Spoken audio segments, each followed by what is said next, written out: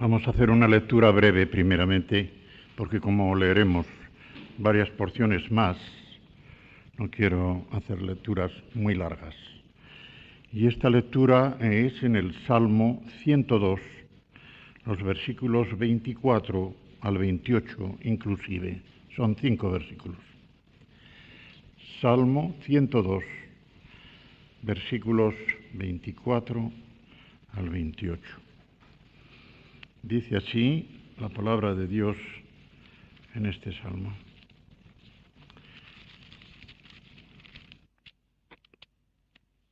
Es David el que está hablando,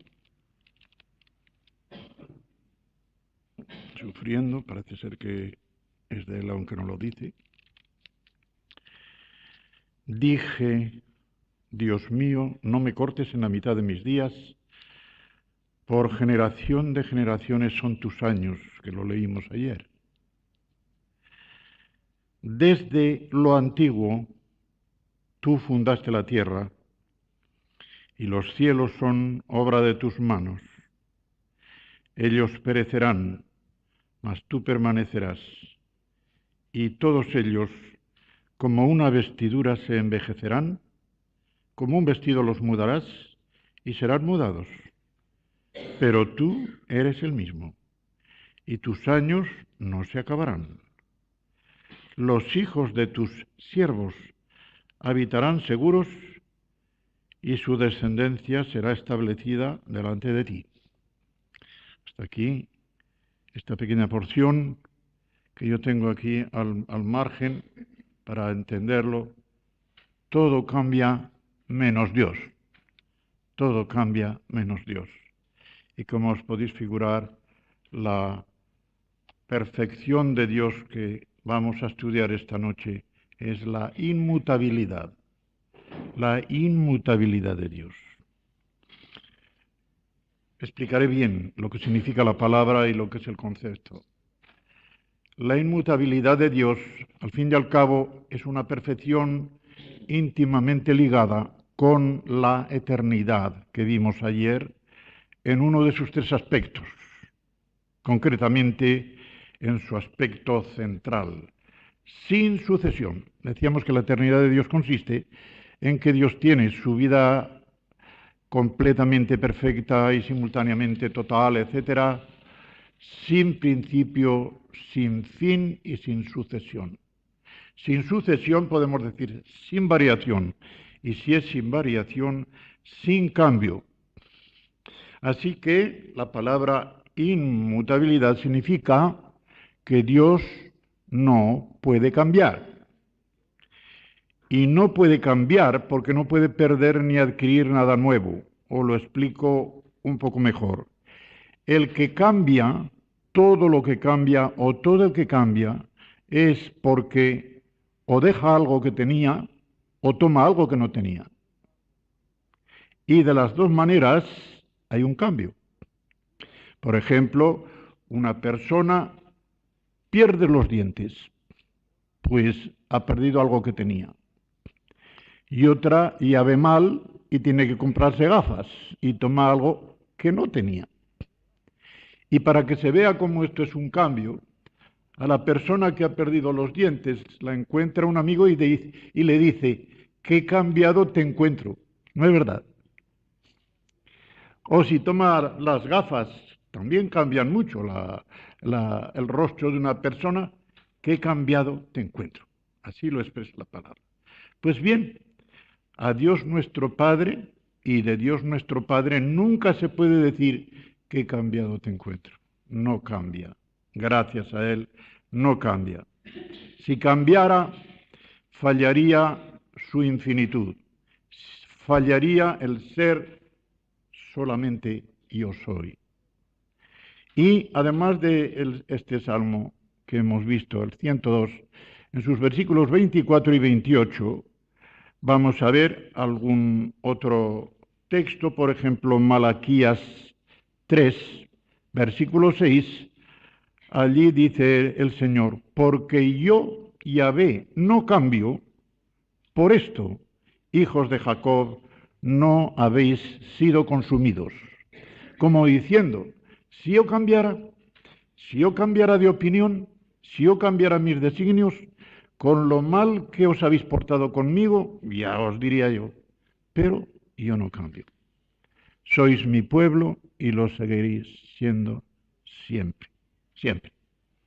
Y Santiago 1:17, que recordarán los que estudiaron conmigo la epístola de Santiago el sábado y el domingo pasados, habla en el capítulo 1 y versículo 17 de Dios como del Padre de las luminarias. Y termina diciendo, en el cual, al pie de la letra, no hay variación ni sombra de vuelta. No hay variación ni sombra de vuelta.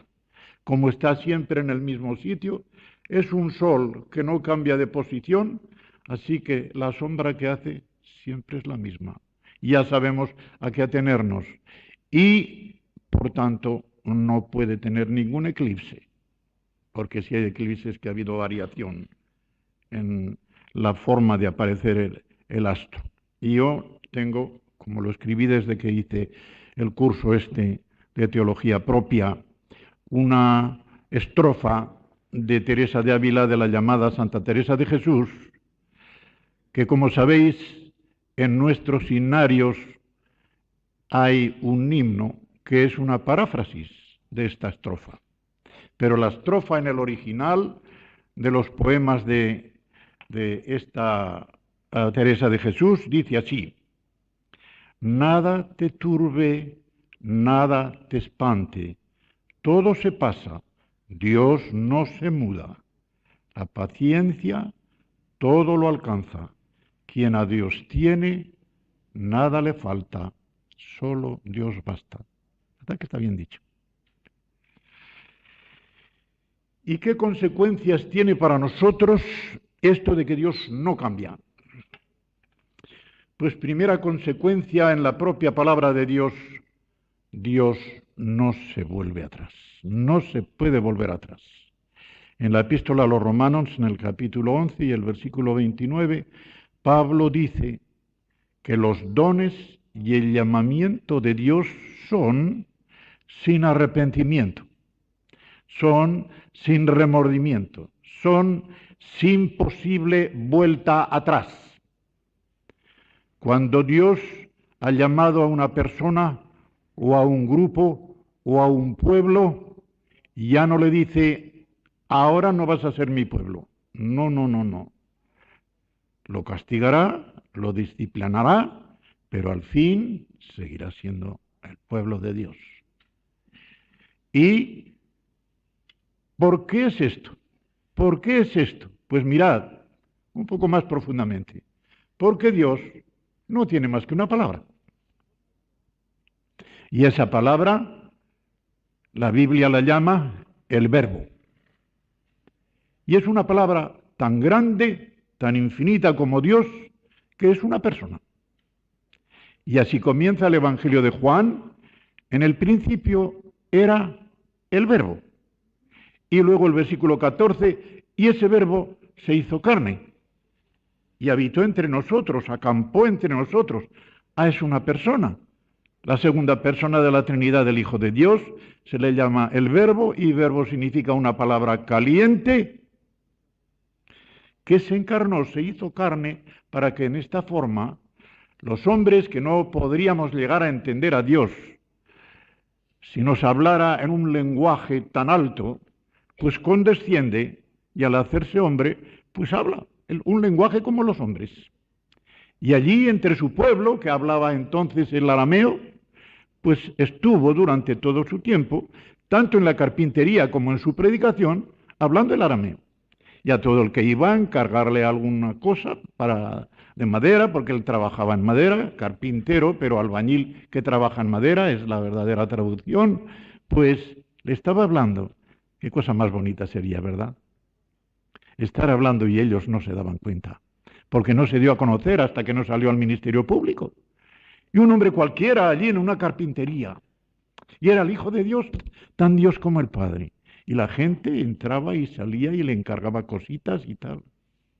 Qué cosa tan fabulosa. Pues bien, Ese verbo que es precisamente del léxico de Juan, porque nadie más en ningún otro libro de la Biblia se le llama al Hijo de Dios el verbo, sino solamente, y para dar una especie de patente de autenticidad, en 3 escritos de Juan sale así. Sale, como ya he dicho, en el Evangelio, en el capítulo 1, en los versículos 1 y 14, y sale en la primera epístola de Juan, en los versículos 1 y 2, y sale también en el Apocalipsis. En el capítulo 19 de Apocalipsis también sale allí, en el versículo 13, el verbo de Dios. El verbo de Dios, la palabra de Dios. ¿Y sabéis lo que significa esto de que tenga una sola palabra? Pues mirad que los hombres tenemos muchas palabras y por eso no somos de fiar. Un hombre, quizá en el que más confianza tengas, te dice, no te preocupes de esto, déjalo en mi mano. Yo me ocupo de esto. Y tú tienes confianza en ese hombre, quizá es un amigo de los más íntimos, y te echas a dormir tranquilo, no hay miedo, él lo hará. Y no lo hace. No lo hace. Pero hombre, no me dijiste que tal y cual, pero mira, surgió tal cosa, excusas de mal pagador, como dice el refrán, y ya te ha traicionado. ¿Veis? Tiene varias palabras. Tiene un sí y un no. Pero Dios no tiene un sí y un no a la vez. Cuando dice sí es que sí, y cuando dice no es que no. Y por eso Pablo, en la segunda epístola a los Corintios y en el capítulo 1, va a apoyarse en esta perfección de Dios, que no tiene más que una sola palabra, para decir lo siguiente en los versículos 18 al 20. Segunda de Corintios, capítulo 1, versículos del 18 al 20.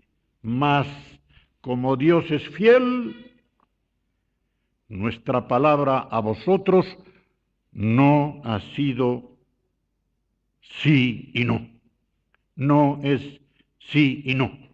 Porque el Hijo de Dios Jesucristo, que entre vosotros ha sido predicado por nosotros, por mí, Silvano y Timoteo, no ha sido sí y no, mas ha sido sí en él. Porque se está refiriendo a las promesas de Dios. Por eso no puede decir ha sido no, pero cuando Dios amenaza, entonces hubiera dicho no. Sí en él. Y lo remacha, porque todas las promesas de Dios son en él sí y amén. Resulta que amén es precisamente la palabra aramea hebrea para decir de cierto, así es, de cierto. Y recordaréis que es precisamente Juan el que nunca dice de cierto una sola vez. Si Juan dice de cierto, ya puedes esperar que va a decir otra vez de cierto. Cuando el Señor Jesucristo habla en el Evangelio de Juan, que es el Evangelio de las seguridades, de cierto, de cierto. Y claro, si en vez de un amén pones dos, aún lo refuerzas. Amén, amén, de cierto, de cierto, de cierto, de cierto. De modo que todas las promesas de Dios son en Él, en Cristo, sí, y en Él, amén, por medio de nosotros, porque somos nosotros los que predicamos el Evangelio y decimos esto que es para la gloria de Dios, es decir, para la gloria del Padre, para la gloria del Padre. Esto tiene además otra cosa, que la veremos con un poco más de detalle algo más adelante, porque en 2 de Timoteo 2:13 encontramos algo más fuerte que esto. Pero digo, no quiero ahora meterlo, ya lo veremos después.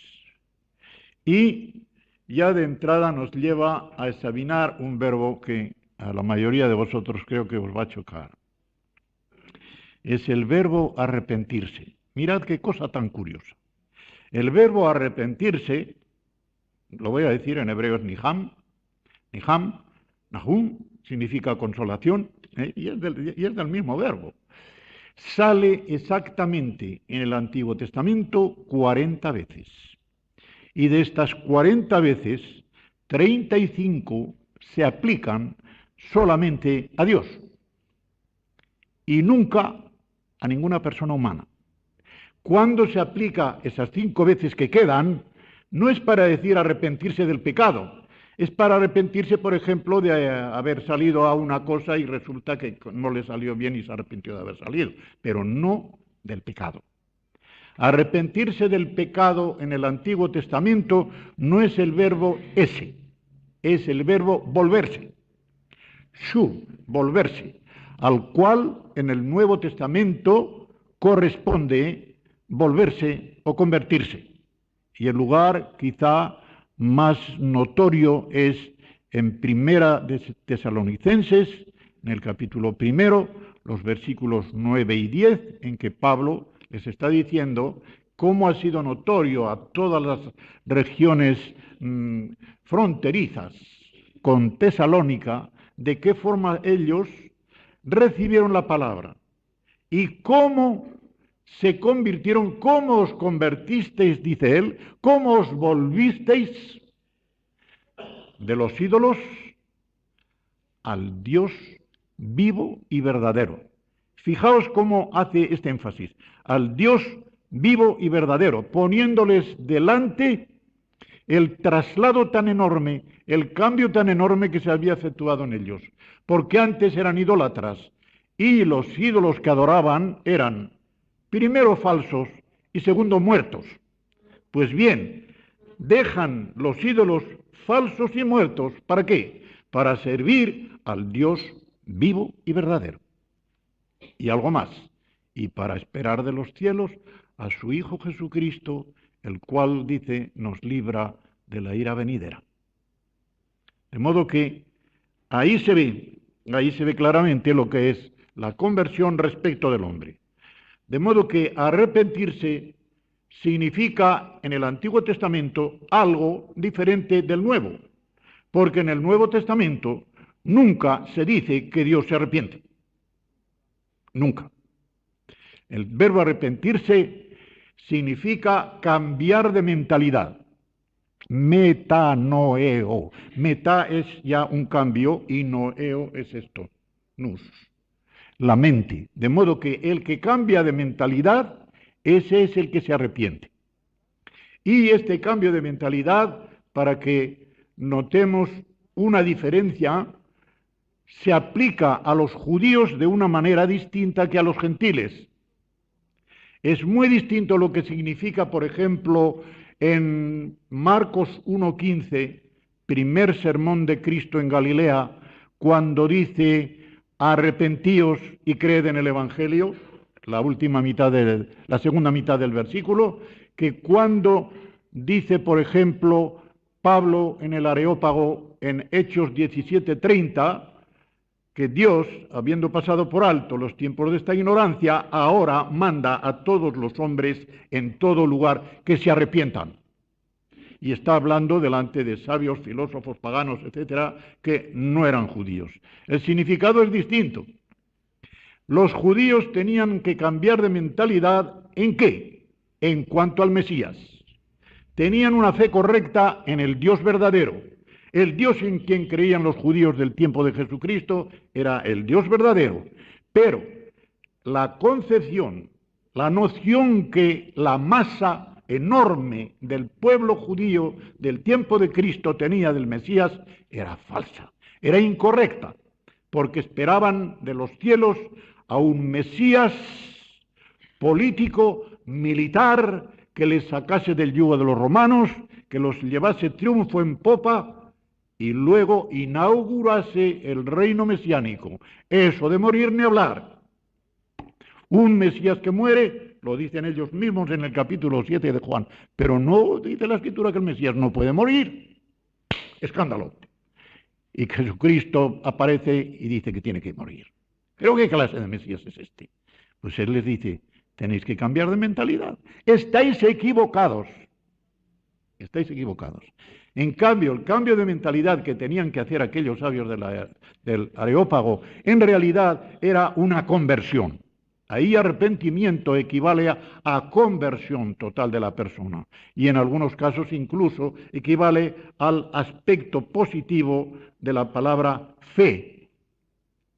Si hilamos un poquitín más delgado en este punto, podríamos decir que el arrepentimiento es una cara de la moneda que significa dejar los ídolos, que siempre tiene algún ídolo cuando se convierte.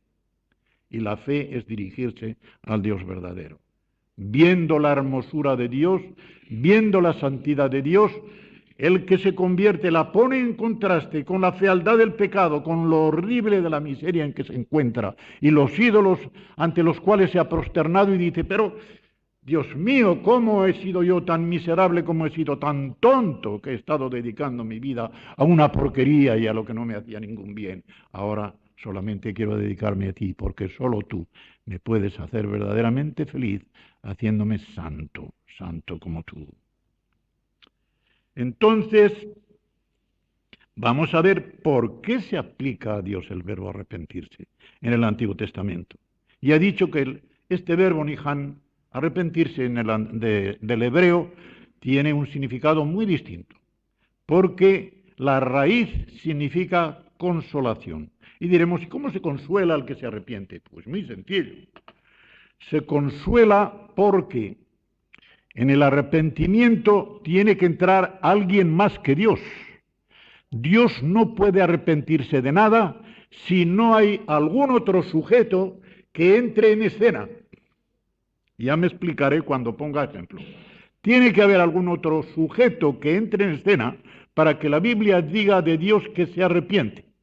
Y entonces, Dios, que tiene un propósito de bondad, se encuentra con este otro sujeto que entra en escena en plan de maldad, y Dios, al enviar algo, resulta que ha de tener que cambiar a este sujeto. Ha de tener que cambiar a este sujeto. Y entonces se forma una especie de sándwich entre lo que Dios pensaba, la intervención del sujeto y el resultado final. Pero siempre será un resultado final para bien de los designios de Dios, aunque el sujeto que entra, si ha de ser destruido, caerá.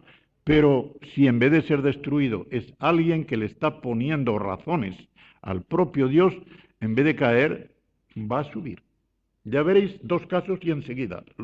El primer caso que aparece en la Biblia, en el cual se dice que Dios se arrepiente, lo encontráis en el primer libro de la Biblia, el Génesis, en el capítulo 6 y en el versículo 6 también, donde dice que Dios se arrepintió de haber creado al hombre. Tan mal se había puesto la humanidad en tiempos de Noé, que la violencia ya era universal. Toda carne había corrompido su camino, nos dice la palabra de Dios. Toda carne, es decir, todo hombre corrompido en su sentido de carne, que solamente sabe esas cosas y las practica, había corrompido su camino. Ya sabéis que camino en la Biblia significa la conducta. Toda la conducta de la humanidad en bloque estaba corrompida. Y Dios se duele dentro de su corazón y dice, me arrepiento de haber creado al hombre. Ha entrado ese sujeto para mal. 120 años son los que mi espíritu va a contender con él. Como diciendo, dentro de 120 años voy a enviar el diluvio y acabo con él. Pero para que se cumpla sus promesas, sus designios, etcétera, tiene que quedar un remanente, y ya sabemos cuál fue el remanente.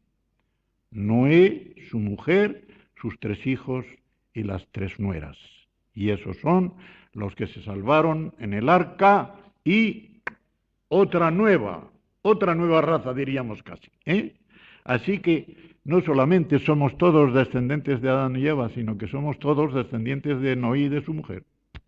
De uno de sus 3 hijos, eso sí que es difícil saberlo, ¿verdad? ¿Quién se atreve a decir, pues yo sí sé, estoy seguro de que soy de Shem? Yo soy judío, hombre, soy de Shem. ¿Cómo lo vas a saber así de seguro? Pero llegamos a un punto en que en vez del arrepentirse para destruir, va a ser un arrepentirse para salvar. Y esto lo tenemos en el capítulo 32 del Éxodo, en una porción que termina en el versículo 14, que para mí es uno de los versículos más grandes de toda la Biblia.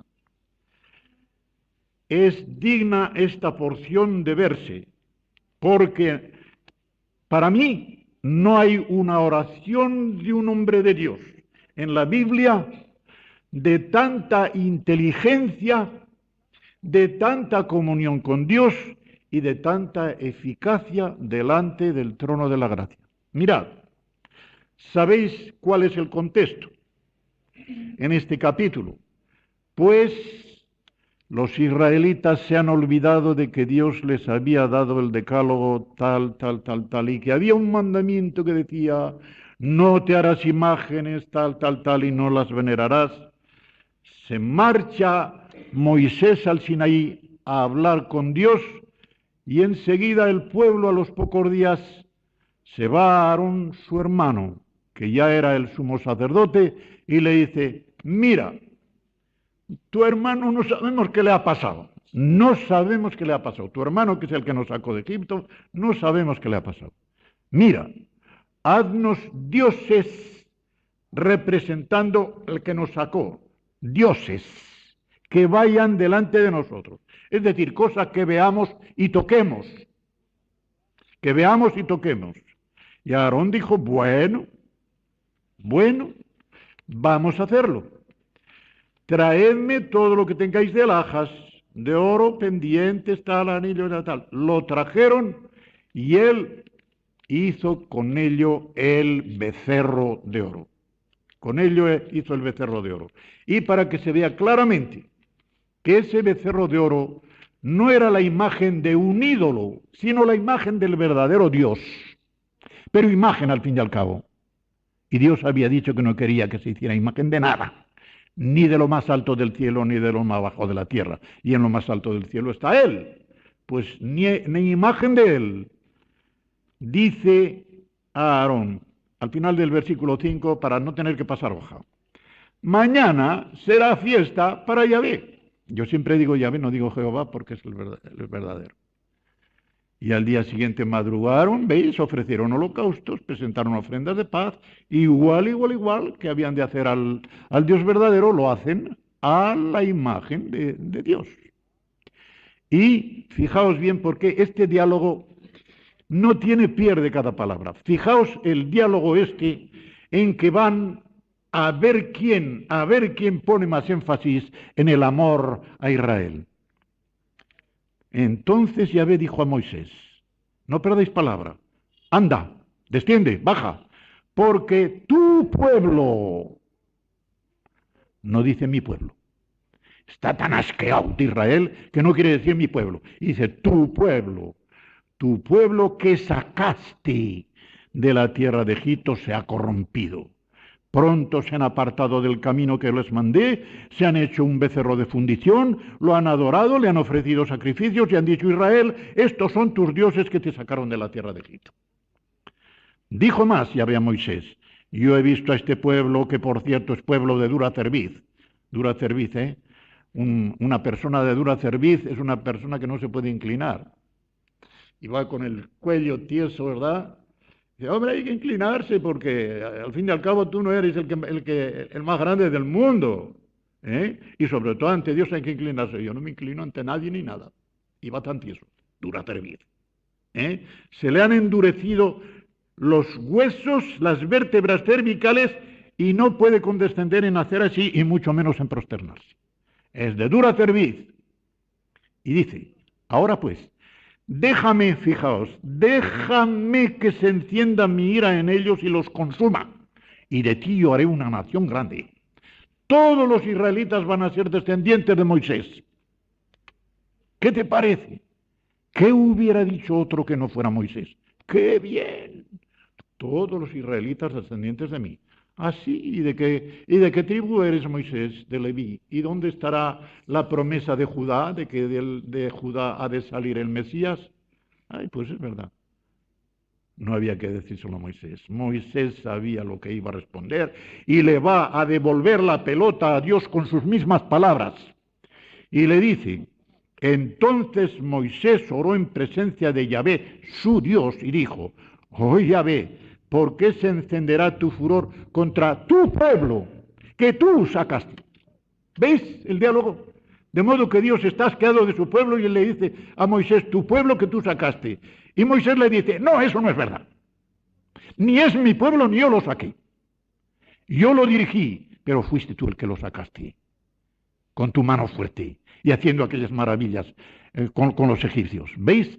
Es fabulosa esta porción. Es fabulosa. Para mí, digo, es enternecedora. Yo no la puedo meditar sin conmoverme. Y fijaos cómo sigue. ¿Por qué se encenderá tu furor contra tu pueblo que tú sacaste de la tierra de Egipto con gran poder y con mano fuerte? Primera razón. ¿Por qué han de hablar los egipcios diciendo, para mal los sacó, para matarlos en los montes y para raerlos de sobre la faz de la tierra? Vuélvete del ardor de tu ira y arrepiéntete de este mal contra tu pueblo. ¡Qué osadía! Que un hombre, un miserable gusano, se ponga delante del Dios de cielos y tierra y se atreva a decir esto. ¿Y qué diríamos nosotros? ¿Cómo se va a enfadar Dios con este hombre?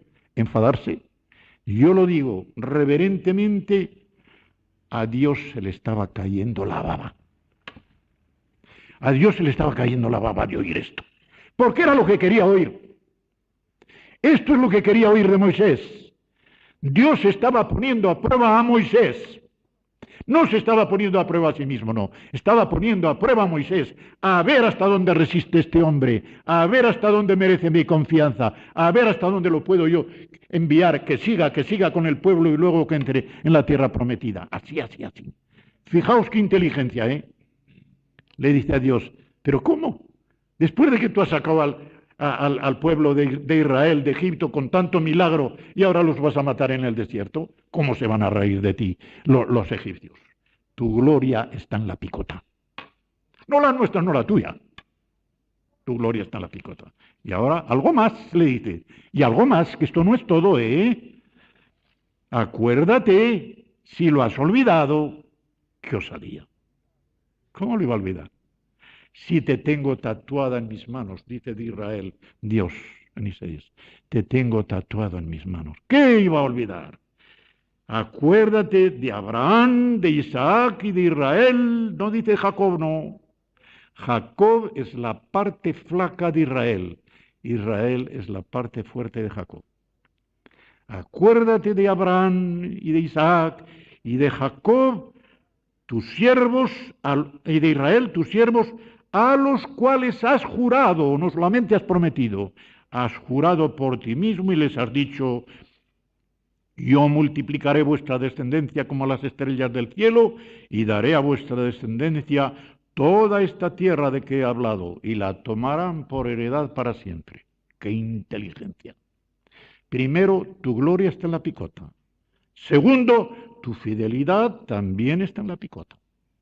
¿Y ahora qué vas a hacer? Versículo 14. Entonces Yahvé se arrepintió del mal que dijo que había de hacer a su pueblo. ¿Hay algún versículo más sublime que esté en la Biblia? Que después de las consideraciones que un gusano, un hombre le ha hecho al Dios de cielos y tierra, este versículo diga, se volvió atrás Dios.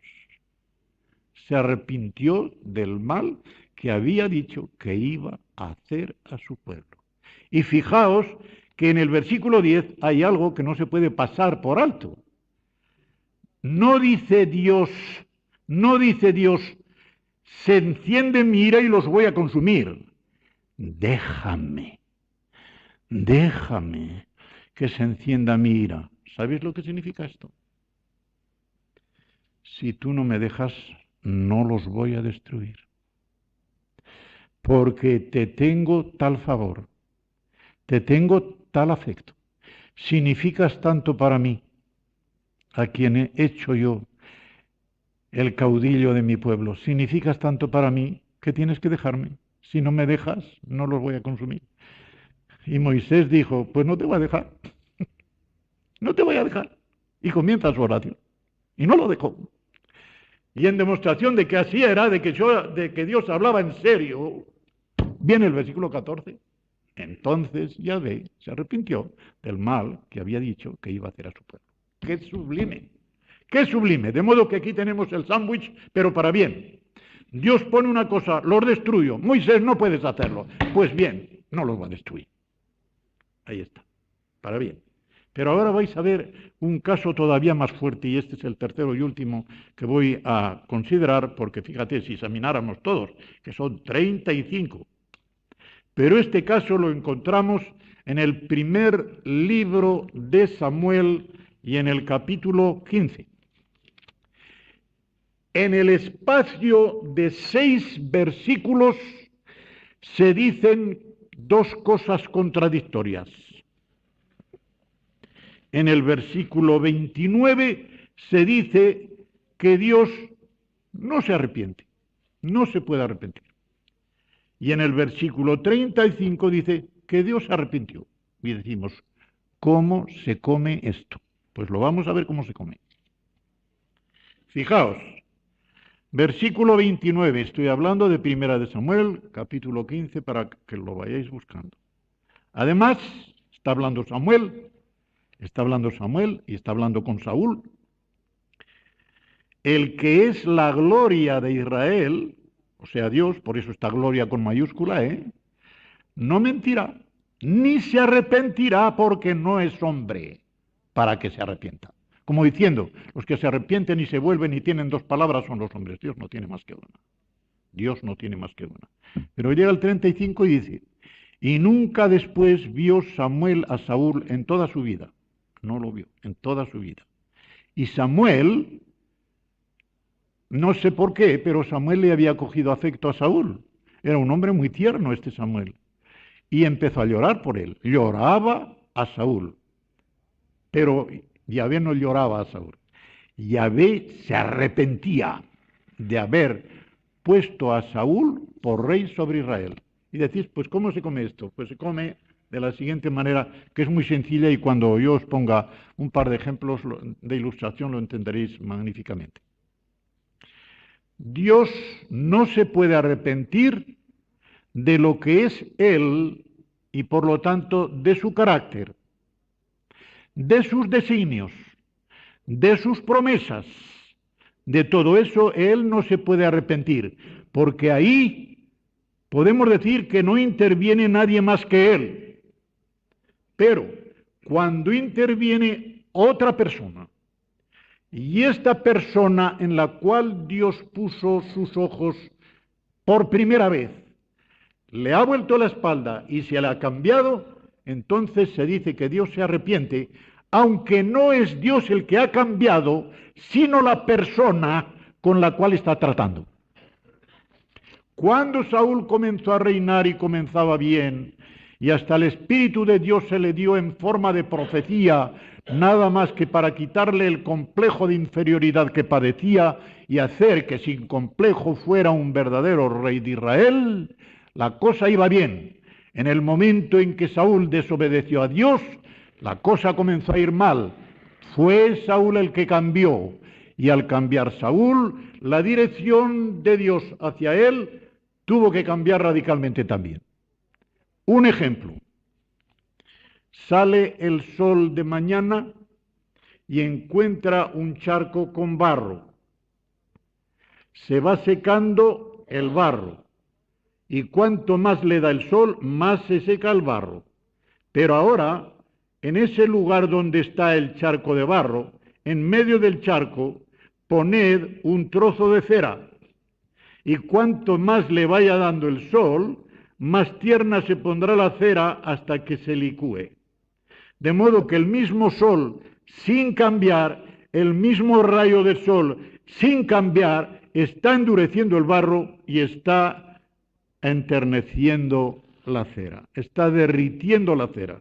Y diremos, ¿pues por qué? Pues porque el barro es de diferente condición que la cera. Dios no cambia, cambia la materia. Pero diríamos, bueno, pero es una materia inerte, una materia que no tiene voluntad propia. Ahora os voy a poner otro caso.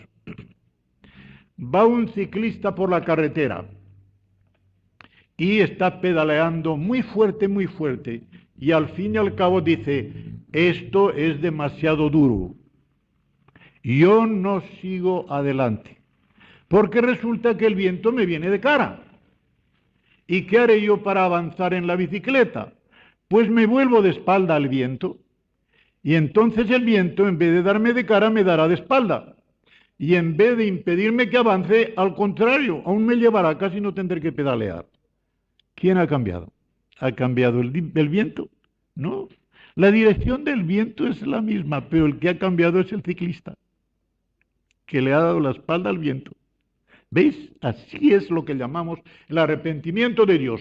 Dios no cambia, pero sí cambia la persona con la cual Dios está tratando. Es como el ciclista que cambia de dirección.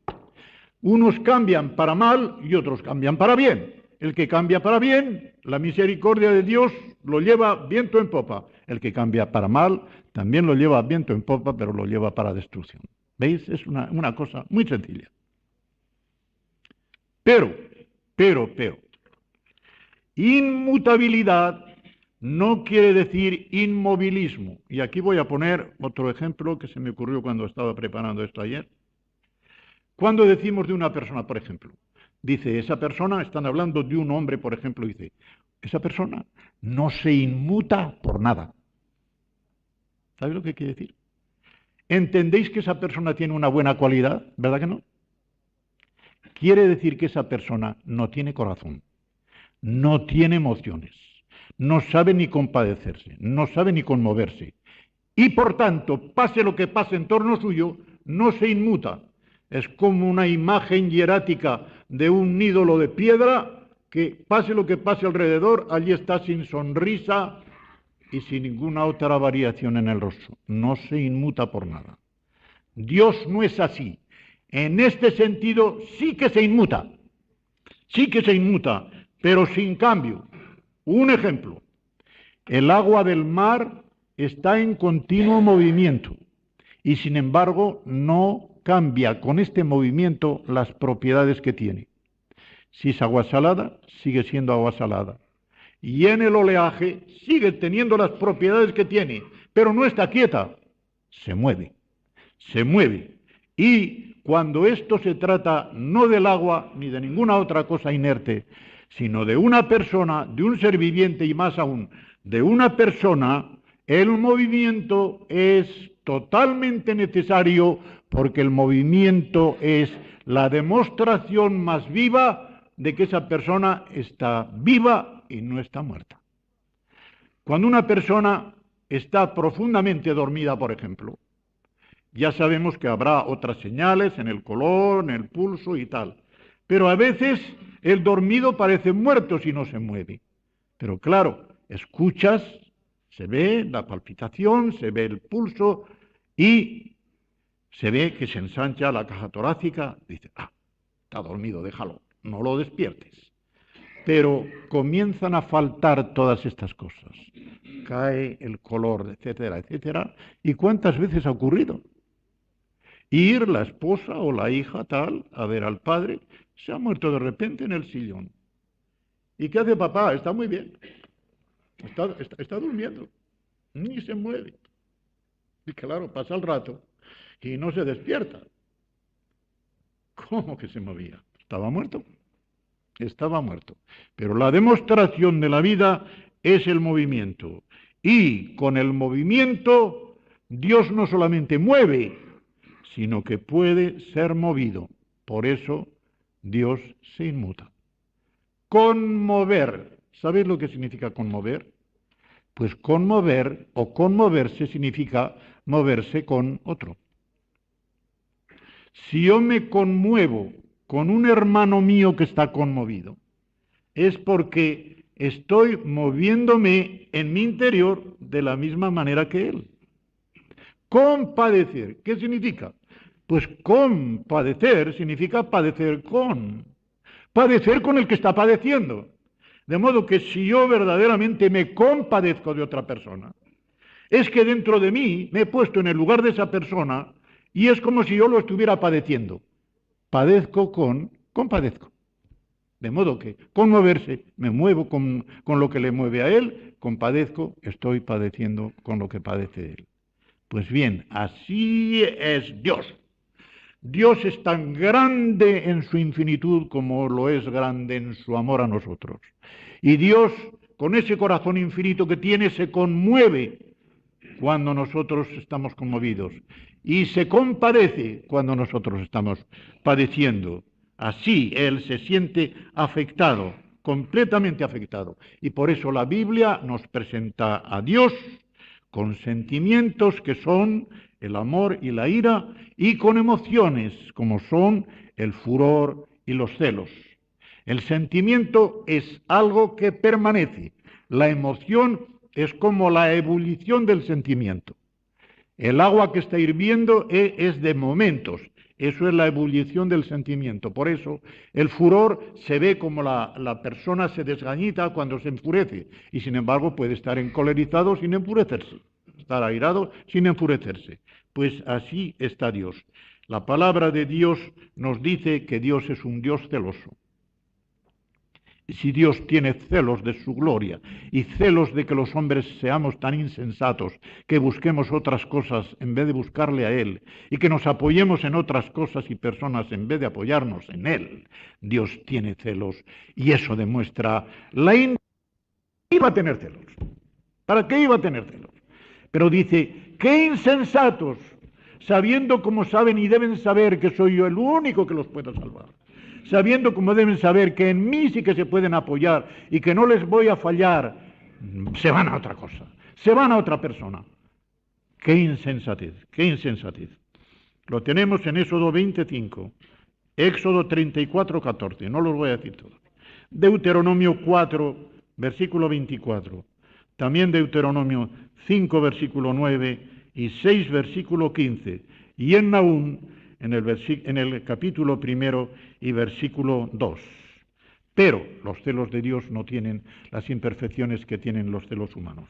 Y ahora os voy a decir algo más. Para demostrar hasta qué punto Dios participa en las aflicciones, en las angustias, etcétera, de su pueblo, la palabra de Dios nos dice taxativamente que Dios es angustiado con su pueblo, en las angustias de su pueblo, que Dios conoce íntimamente y experimenta las aflicciones de su pueblo. No voy a poner más que dos textos.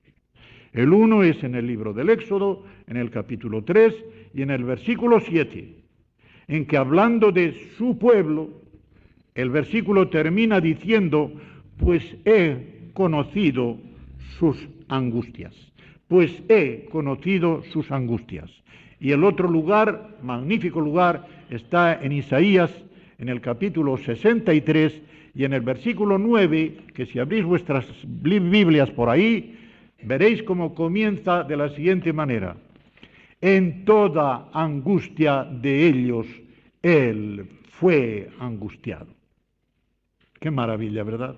En toda angustia de ellos, Él fue angustiado. Pero os voy a decir una cosa, y para eso he traído estos dos papelitos. Cuando al llegar cierto siglo que podemos calcular después del siglo II antes de nuestra era en adelante, los copistas de la Biblia, porque claro, como toda obra en pergamino y en cosa humana también se desgasta y se roe, etc., antes de que un libro de la Biblia se gastara del todo, los escribas, que eran los encargados de ello, se apresuraban a copiarlo. Y tomaban un nuevo pergamino, etc., y copiaban el libro antes de que se destruyera. Pues bien, al llegar a copiar el libro de Isaías y llegar al capítulo 63 y versículo 9, hubo copistas que tenían un sentido de falsa reverencia hacia Dios. Digo falsa porque decían, hombre, esto es demasiado. Que diga aquí que el Dios de cielos y tierra se aflige también con nuestras aflicciones, no será para tanto. nos tendrá amor, nos tendrá misericordia, pero afligirse en lo que a nosotros nos aflige ya es demasiado. ¿Y sabes lo que hicieron? Hicieron lo siguiente. Estaba así, os voy a poner 2 láminas y las veréis todos porque son bastante grandes, que ha dibujado mi mujer, que dibuja muy bien porque yo no soy capaz de hacer estas cosas. Esto es lo que decía el texto. Mirad, el hebreo se lee al revés, de modo que la primera letra es esta y la segunda es esta.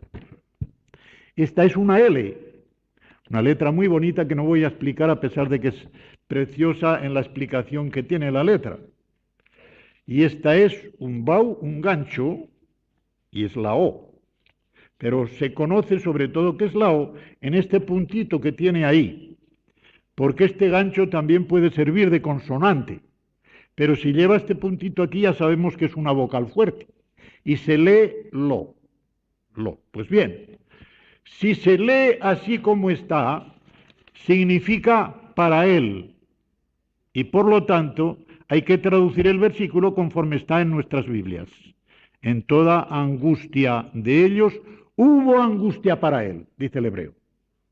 Y claro, la Biblia nuestra, para que la gente lo entienda, dice, él fue angustiado.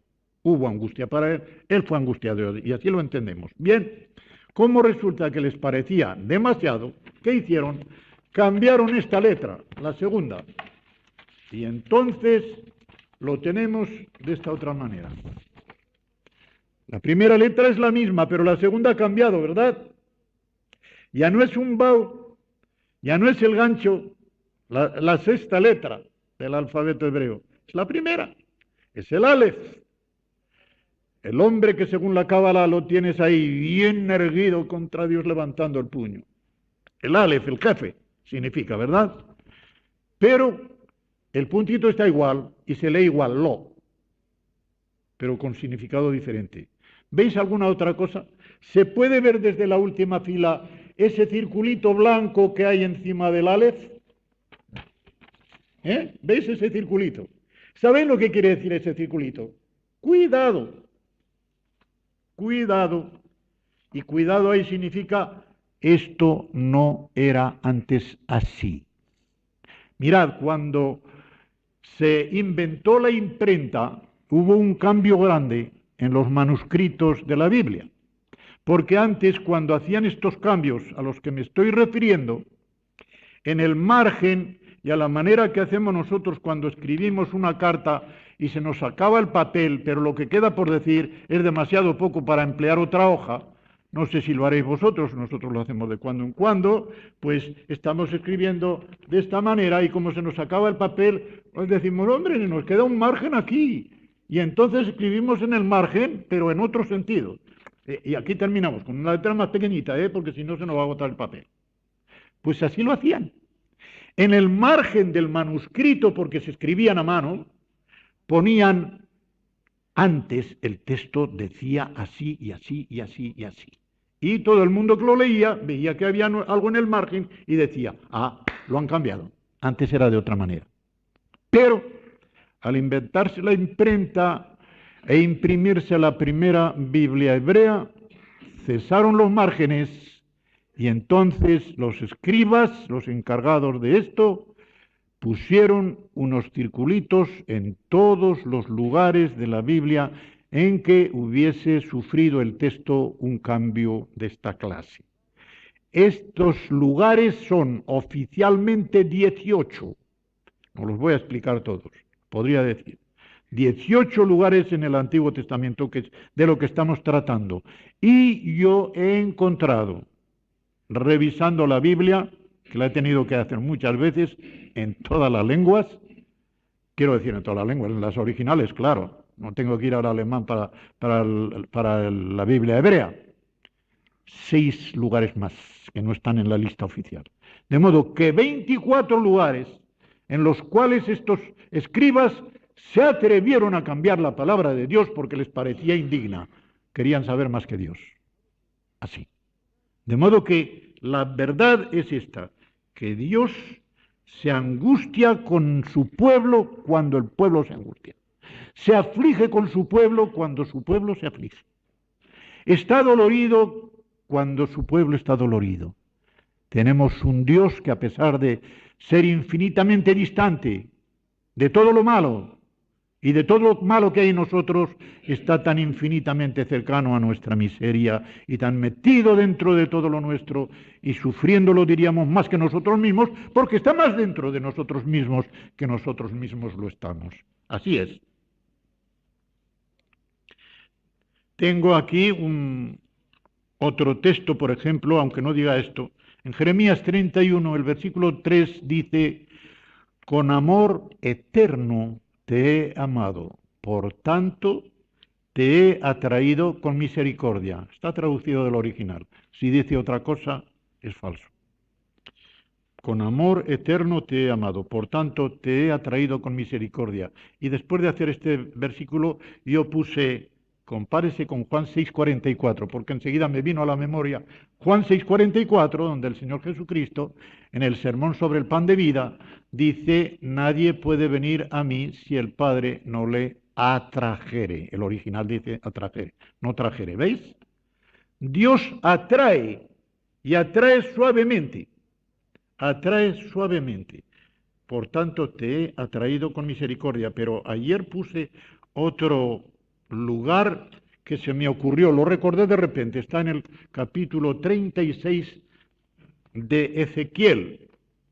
Y lo tenía que haber leído, me parece que era en el estudio sobre Santiago, pero se me pasó al final del estudio, donde ya estaba bastante cansado, de que era en ese capítulo de Ezequiel donde se encontraba esto. Vais buscándolo porque yo también lo voy buscando. Ahí está. Ezequiel 36. Mirad lo que dice.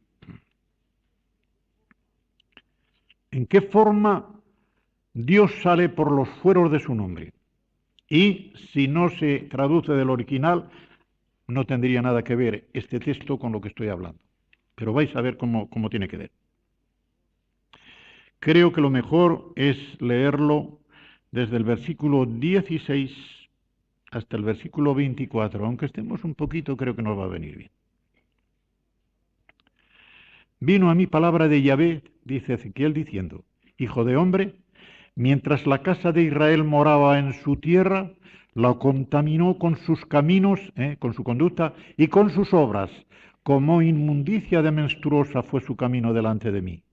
Y derramé mi ira sobre ellos por la sangre que derramaron sobre la tierra, porque con sus ídolos la contaminaron. Los esparcí, me parece que pone las, ¿no? Hay que poner los. Los esparcí por las naciones y fueron dispersados por las tierras. Conforme a sus caminos y conforme a sus obras los juzgué. Y cuando llegaron a las naciones a donde fueron, profanaron mi santo nombre, diciéndose de ellos: estos son pueblo de Yahvé, y de la tierra de él han salido. Pero, aquí está, he sentido lástima sobre mi santo nombre, profanado por la casa de Israel entre las naciones a donde fueron. Qué dolor tan grande le causaba a Dios que por la mala conducta de su pueblo las naciones paganas blasfemaran del nombre de Dios y dijeran: mira qué Dios tienen. Un Dios que no ha podido retenerlos en Israel. Los ha dispersado y además fíjate cómo se comportan. ¿Qué testimonio están dando de su Dios? No queremos a ese Dios. No queremos a ese Dios. Somos mejores que Dios. ¿Veis? Tiene aplicación, ¿verdad? Para nosotros. ¿Verdad que tiene aplicación? Porque cuando estamos en medio del mundo y de los mundanos, y que los mundanos puedan decir: estos son los evangélicos, estos son los que dicen que son los hijos de Dios y tal, pues vaya que se comportan bien. De tales hijos habrá tal padre, ¿eh? No queremos al Dios de los evangélicos, queremos al Dios de los católicos. Esto se puede oír, se puede oír. ¿Y quién está dejando en mal lugar el nombre de Dios? ¿Es Él? No, nosotros. Y Él está doliéndose de eso. No por lo que le hace a Él de daño, que a Él no le hace en realidad ningún daño, lo que se le da a su nombre. Pero es el daño que nos hace a nosotros. Porque todo daño que se hace a Dios como Salvador único posible de su pueblo, se le está haciendo a su pueblo, para que pierda la confianza en un Dios que de suyo salva y que por las iniquidades de su pueblo retiene la mano y nos salva por algún tiempo. Así es, así es. Por tanto, di a la casa de Israel, así ha dicho Yahvé el Señor, no lo hago por vosotros, no, oh casa de Israel, sino por causa de mi santo nombre, el cual profanasteis vosotros entre las naciones a donde habéis llegado. Y santificaré mi grande nombre, profanado entre las naciones, el cual profanasteis vosotros en medio de ellas, y sabrán las naciones que yo soy Yahvé, dice Yahvé el Señor, cuando sea santificado en vosotros delante de sus ojos. ¡Qué maravilla! ¿Cómo Dios al final lo va a arreglar? ¿Cómo Dios al final lo va a arreglar? Y todo lo que parece una amenaza y un dolor tan grande de Dios se convierte en una promesa continuada. ¿Por qué? Porque Dios no puede volverse atrás. Y así tenemos el versículo 24. Y yo os tomaré de las naciones y os recogeré de todas las tierras y os traeré a vuestro país. Y ya viene después toda esa porción tan hermosa en que les promete la limpieza, que pondrá el Espíritu dentro de sus corazones, que les cambiará el corazón de piedra en corazón de carne para que puedan cumplir sus decretos, para que puedan cumplir sus mandamientos. ¿Sí? ¡Qué preciosidad! Es una porción tan grande porque se ve unos cambiantes de la ira de Dios contra su pueblo porque lo dejan en mal lugar, su nombre tal, y luego a pesar de todo, el Dios que no puede volverse atrás, adelante, adelante con sus designios, y en medio de las naciones seré santificado en vosotros. Maravilloso. Ya aquí terminaba yo lo que era la exposición y doy las aplicaciones prácticas muy breves. Pasemos 10 minutos de la hora, va a valer la pena. Quizá no sean 10, pero vamos a ver. Nosotros hemos sido hechos a imagen de Dios. Todo hombre ha sido hecho a imagen de Dios. Y esa imagen de Dios se conserva aún en el hombre no regenerado. Lo dice Santiago en el capítulo 4 de su epístola y hay que tenerlo en cuenta. Okay. Capítulo 3. Creo que es donde lo dice.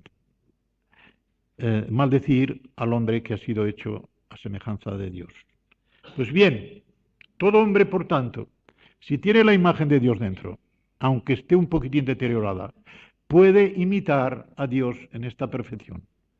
¿Y cómo lo va a imitar?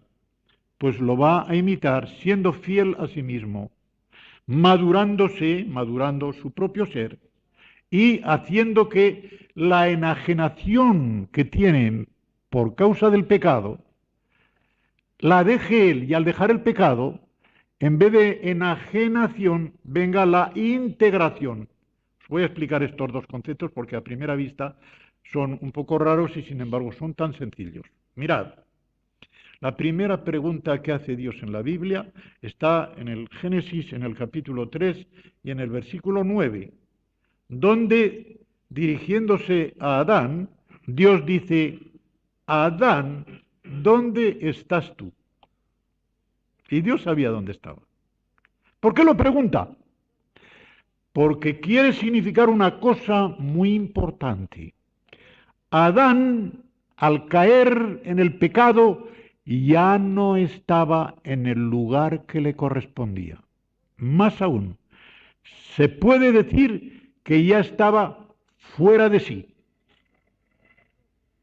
Y por tanto, Dios, buscando al Adán que había creado en santidad y justicia, al buscar al Adán que había estado en comunión con él, no encuentra al Adán que hizo, porque ese Adán estaba fuera de sí. Tenía que volver dentro de sí, para que entonces fuera el Adán que Dios había creado. Esto significa que el pecado es un proceso de enajenación. Y cuando una persona está enajenada, ¿cómo se la llama? Loca. Y claro, la gente dirá: loco este señor, pero si piensa como los ángeles, mira cómo razona y mira qué bien hila todas sus razones. Y le puedes decir, sí, razona como hombre, pero sus razones son a ras de tierra. Solamente puede razonar para las cosas de este mundo, para las cosas de la tierra, para las cosas de la carne. Muy bien, razona muy bien, pero ¿para qué? Para las cosas del espíritu no. Porque la palabra de Dios dice que esa clase de hombre no percibe las cosas de Dios porque son espirituales y han de discernirse espiritualmente. Y solamente el que tenga el Espíritu de Dios dentro puede percibir y discernir las cosas de Dios porque son de arriba. Y la única manera que tiene una persona cuando ha salido fuera de sí y está enajenada es volver dentro de sí. ¿Y cómo vuelve dentro de sí? Por la meditación, por la reflexión. ¿Sabéis dónde está esto tipificado y explicado de la manera más solemne y a la vez más tierna? ¿Pensáis un poquito? Lucas, capítulo 15, desde el versículo 11. ¿De quién se trata allí? La parábola del hijo pródigo. ¿Y qué dice allí en los versículos 15 al 17? Lo vais a ver. Lucas 15, lo vais buscando.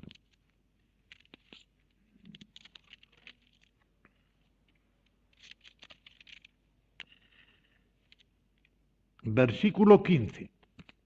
Lo tenemos a este hombre en el límite de su enajenación, porque se había llevado la parte de la herencia que le correspondía, su padre fue tan bueno que se la dio. Y allí se fue el hombre y la gastó enterita. Y mientras duró el dinero, duraron los amigos. Y se acabó el dinero y se acabaron los amigos. Antes él entraba a la taberna con sus amigotes y decía, una ronda de tal, una ronda de cerveza. Decía, chitón que la pago yo. Ah, yo soy que tengo tanto dinero. Orgullo y a la vez cierta generosidad. Que la pago yo. Pero llegó un día en que los amigotes le dijeron, la pagarás tú, ¿verdad? Y dice, lo siento mucho, no tengo dinero. Se me acabó el dinero. Que sí, pues nosotros tampoco la pagamos, ahí te dejamos. Y el hombre se encuentra sin dinero, sin amigos, sin felicidad, en la miseria, lleno de hambre, de andrajos, pero esto providencialmente le lleva a reflexionar. ¿Y qué dice el versículo 17? Vuelto en sí, así se traduce, no volviendo, sino vuelto, habiendo vuelto. Vuelto en sí, dijo, vuelto en sí, luego estaba fuera de sí, porque si no, no tenía que haber vuelto en sí. Vuelto en sí, dijo, ya tenemos al hombre comenzando a integrarse otra vez, estaba desintegrado. Y dice, fijaos qué bien razón ahora, ¿cuántos jornaleros en casa de mi padre tienen abundancia de pan y yo aquí perezco de hambre? Me levantaré e iré a mi padre y le diré, Padre, he pecado contra el cielo y contra ti, ya no soy digno de ser llamado tu hijo, hazme como uno de tus jornaleros. Después, si leemos todo lo que viene, veremos que su padre no le dejó ni decir eso. Jornalero tú, no. Hijo mío para siempre. Y levantándose vino a su padre. Fijaos en estos 3 versículos y en estas 3 palabras, porque la desintegración del hombre tiene 3 pasos y la integración otros 3. Así, dijo, me levantaré e iré. Y se levantó y fue. De modo que, volviéndose, dijo, me levantaré e iré, y levantándose fue. Hay muchos que dicen, me levantaré e iré, pero no van. Y por eso se dice que el infierno está empedrado de buenas intenciones. de personas que al oír mensaje del Evangelio o reflexionar sobre la situación de su alma, dicen, yo me haré evangélico o yo recibiré al Señor Jesucristo.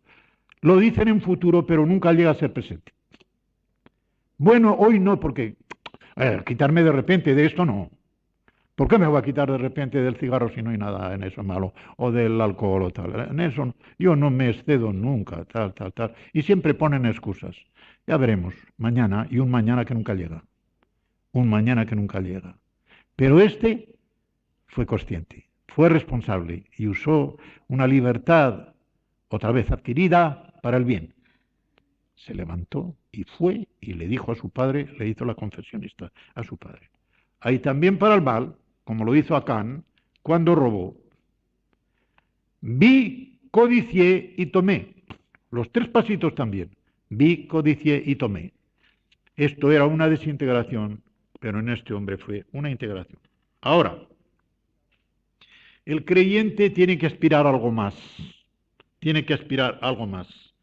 Tiene que aspirar a madurarse y a llegar a esta integración, pero con la conciencia muy clara de que a esa integración no puede llegar por su propio esfuerzo ni por su propio mérito, sino que tiene que ponerse en manos de Dios y en manos de su Espíritu para que Dios, por medio de su Espíritu, sea el que por la gracia y el poder le cambie y haga esa integración que él mismo no podría hacer. Y finalmente, una consideración que no es más que consideración, pero que ayuda. En el cielo, los que estemos en el cielo, y espero que estemos todos los que estamos aquí, qué bien sería, ¿verdad? Los que todavía no estén convertidos, que sepan lo que se pierden todavía, y los que sean, que tengan este consuelo. Cuando estemos en el cielo, nuestra imitación de la inmutabilidad de Dios será perfecta. Ya no podremos cambiar. Y ya nuestro sí será sí y nuestro no será no. Ya no cambiaremos. ¿Sabéis por qué? ¿Por qué cambia un hombre en esta vida y peca, por ejemplo?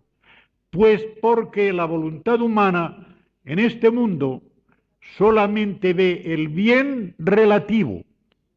Ve el bien y ve el mal. Lo voy a poner con un ejemplo. Una persona dice, hombre, sí, a mí me conviene quitarme del cigarro porque me han dicho que es malo contra la salud. Ahí está el mal.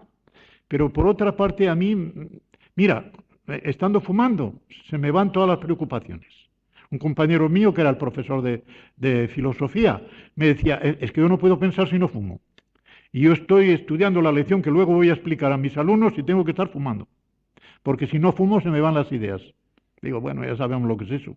Un reflejo condicionado, se ha acostumbrado a pensar fumando y ya no sabe pensar más que fumando. ¿Veis? Una esclavitud. Una esclavitud. Pero ve un bien por un lado y un mal por otro. Y su libertad, que no es perfecta, por culpa suya la inclina hacia el mal lado. Otras veces pasa al contrario, que por la gracia de Dios, viendo el mal y el bien, sufre la tentación, la aguanta y Dios le ayuda para que se incline al buen lado.